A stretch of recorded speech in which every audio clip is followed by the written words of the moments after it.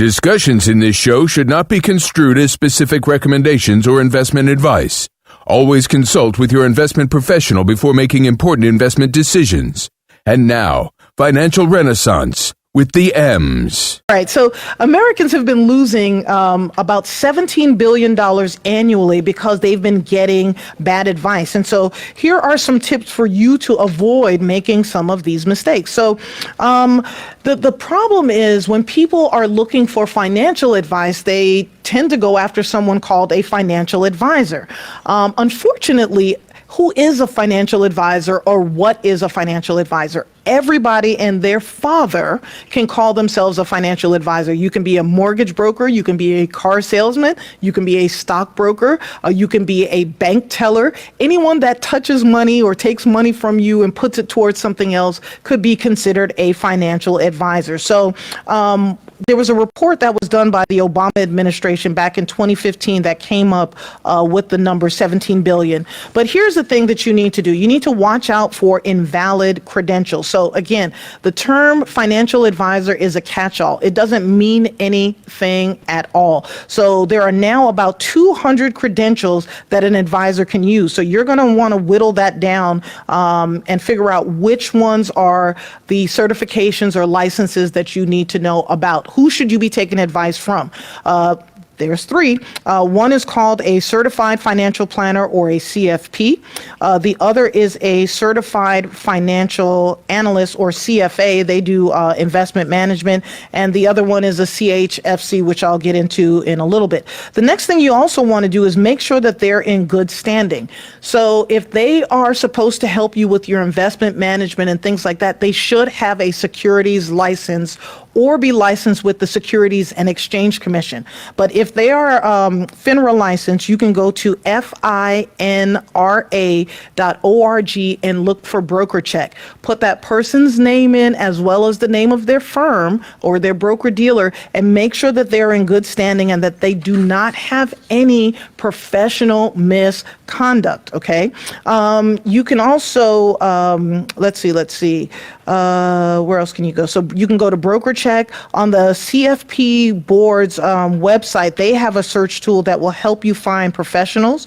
The Securities and Exchange Commission have an investment advisor database. So you can go there and anybody that you're dealing with that tells you that they're a financial advisor and they can help you with financial planning or investment management, you better be able to go online and look them up on a federal website, okay? Let's see. So again, we're going to be looking for invalid credentials, and we're also want to make sure that they are in good standing. So the places that you want to go to for the three designations, there's a CFP, there's a CFA, and there's a CHFC, which is Chartered Financial Consultant. And these are the people, the only people that are allowed to help you federally with planning and things of that nature. If they are not a CFP or a CFA and they're a financial advisor, they have their Series 7, Series 66, you're actually going to have to do some research. Again, by going to FINRA.org, you can put in the license that this person has, say Series 7, Series 66, Series 24, and you can find out legally what they are able to do. Now, if they are an insurance agent and they do not have a securities license, they should not be giving you financial advice. They have enough knowledge to talk to you about the insurances that you should be getting, but that's where we should draw the line there. They should not be providing you with a financial plan.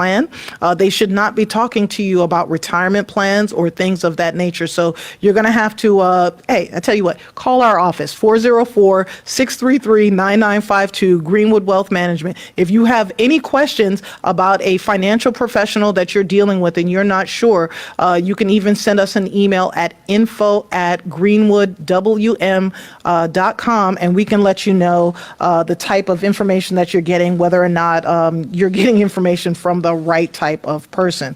All right, looking at some other cities where you will be able to move to if you're older and you want to make sure you're going to have the ability to get around.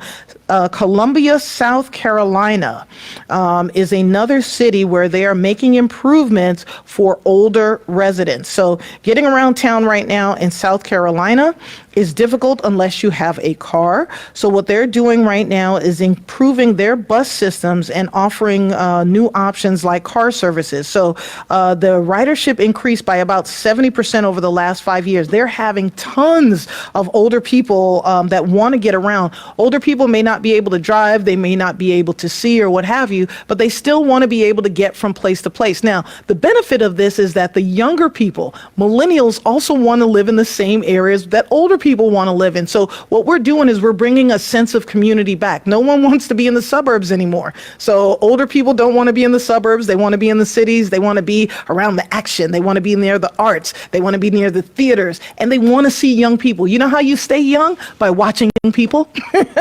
When you see young love walking down the street in the spring, it makes your heart smile. You know what I mean? And it's also beneficial because when you live near older people, your kids tend to act better because you know who's going to see all the nonsense that your kids are doing when you're not home? The older people, because they're home all day. I can't tell you the numbers of neighbors that used to be waiting outside my house in front of the tree to tell my mother the crap that I did while she was at work. So it is a win-win. If you make communities better for older people, the young people are going to come, and people that have kids are going to come because, again, older people are good for paying attention to what's happening in the neighborhoods. Now, for the older people, reason why being around the younger people is going to be good for you is to make sure that you're not a shut-in. If you go downstairs for coffee every morning, or if you go to the grocery store every Tuesday, people are going to start tracking your comings and goings. And if they don't see you, someone will come looking for you. So that's the benefit of being in a city, livable environment. So that's something that you're going to want to think about as you're planning for your retirement. You're going to want to think about places where you're going to be able to live out the end of your days. Now, the last place that's making themselves a livable city, and I think we may want to look into this, is Miami, Florida. Now, Miami has always been a city where the older people have flocked to. But as a grandparent, imagine if you live in Miami, your grandchildren will always come to visit you. Miami is a party capital. So your grandkids are going to want to go to the beach. They're going to want to go to the clubs. They're always going to be around. Your house will be the house that everybody comes to visit because you're near everything great. So Miami, what they're looking at doing right now, their problem is housing is expensive. Okay. If anytime you want to live near the ocean and have beautiful weather, you're going to have to pay a little bit more. So what Miami is looking at doing is they're going to divert some city funds to help pay rent and identify lands where more affordable housing can be built. And so now about 1,000 older residents have gotten new rent subsidies, and research has found that millions of square foot of underutilized land is now available for development. Now, if you are looking at moving to Miami, remember, don't move near the beach, okay? What is near the water now, in about 10 years, may be underwater. So you want to move inland, probably about 5 or 10 miles. But again, Miami is going to be one of those spots that you're going to want to move to and have those grandkids come and visit you. When we come back on Financial Renaissance with the M's, my Emma Knows Money, and I'm going to tell you the differences or 8 questions that you need to ask when you're choosing a CPA or a tax accountant.